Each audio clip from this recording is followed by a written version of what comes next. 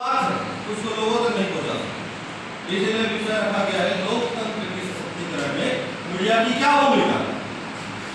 अब मीडिया किस प्रकार से, मीडिया किसको कहेंगे, या वो प्रिंट मीडिया है, इलेक्ट्रॉनिक मीडिया है, या वर्तमान में देख रहे हैं पूरे देश में नहीं पूरे विश्व में सोशल मीडिया का एक जमाना चल रहा है, ट्रेंड चल रहा है। अधिकतर लोग आज के डेट में युवा पीढ़ी मेरे हिसाब से समाचार पत्रों को तवज्जो नहीं देती, इलेक्ट्रॉनिक मीडिया को तवज्जो नहीं देती है, टीवी देखने का समय नहीं है आज के युवा पीढ़ी के पास ना।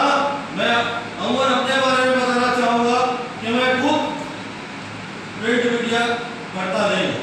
या हमारे पास आज के बिजी शेड्यूल में हम लोगों के पास समय नहीं है, टाइम टू टाइम हम लोग को इतना काम है कि हम लोग प्रिंट मीडिया पढ़ नहीं पाते हैं, या टीवी देखने का समय नहीं है। एक समय ऐसा होता था कि हमारे पास मनोरंजन के अत्यधिक संसाधन नहीं होते थे, हमारे पास सुबह उठने के साथ साथ रात के सोने तक पर्याप्त मात्रा में हमारे पास क्या होती थी, इस दुनिया में सबसे कीमती चीज है समय। उस समय समय हुआ करती थी। वर्तमान आधुनिक समय में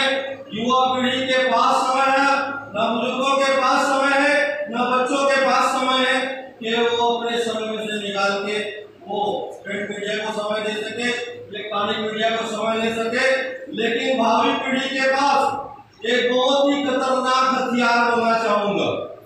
मोबाइल। प्रत्येक बच्चों से लेकर बूढ़े तक 70 साल के व्यक्ति के पास अगर कोई चीज है तो वो है मोबाइल। आज पूरे विश्व में लोकतंत्र की भूमिका अगर कोई अदा कर रहा है मीडिया के माध्यम से तो वो है मोबाइल, जिसमें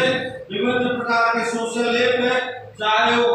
फेसबुक हो, ट्विटर हो, इंस्टाग्राम हो, या अन्य प्रकार के जो ऐप हो जिसके माध्यम से हम सोशली आपस में क्षेत्र के लोगों से, स्टेट के लोगों से, देश के लोगों से, या फिर विश्व में देश है जहाँ के लोगों से हम कनेक्टेड रहते हैं, जहाँ हम अपने बारे में उनको समझने का मौका देते हैं और उनके बारे में हम समझने का प्रयास करते हैं। इसीलिए आप वर्तमान परिवेश में देखिएगा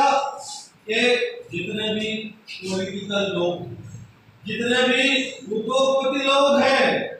या जितने भी अपने कल्चर को प्रेजेंट करने वाले लोग हैं, चाहे नृत्य के माध्यम से हो,